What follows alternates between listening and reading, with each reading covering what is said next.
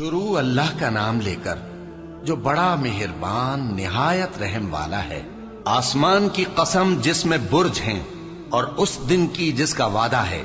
اور حاضر ہونے والے کی اور اس کی جس کے پاس حاضر ہوتے ہیں، کہ خندقوں والے ہلاک کر دیے گئے، یعنی آگ کی خندقیں جس میں ایندھن جھونک رکھا تھا،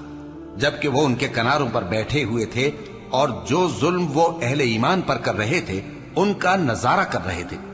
اور ان کو مومنوں کی یہی بات بری لگتی تھی کہ وہ اللہ پر ایمان لائے تھے جو غالب ہے، سب خوبیوں والا ہے، جس کی آسمانوں اور زمین میں بادشاہی ہے،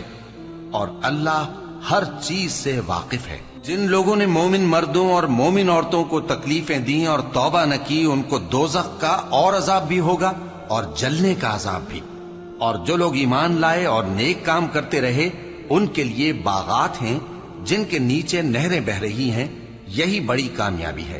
بے شک تمہارے پروردگار کی پکڑ بہت سخت ہے،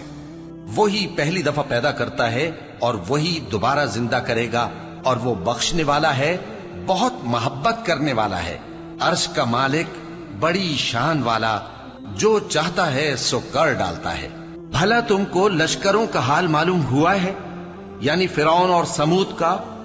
اصل بات یہ ہے کہ کافر مستقل جھٹلانے میں لگے ہیں، جبکہ اللہ بھی ان کو ہر طرف سے گھیرے ہوئے ہے۔ یہ کوئی معمولی کلام نہیں، بلکہ یہ قرآن عظیم الشان ہے، لوح محفوظ میں لکھا۔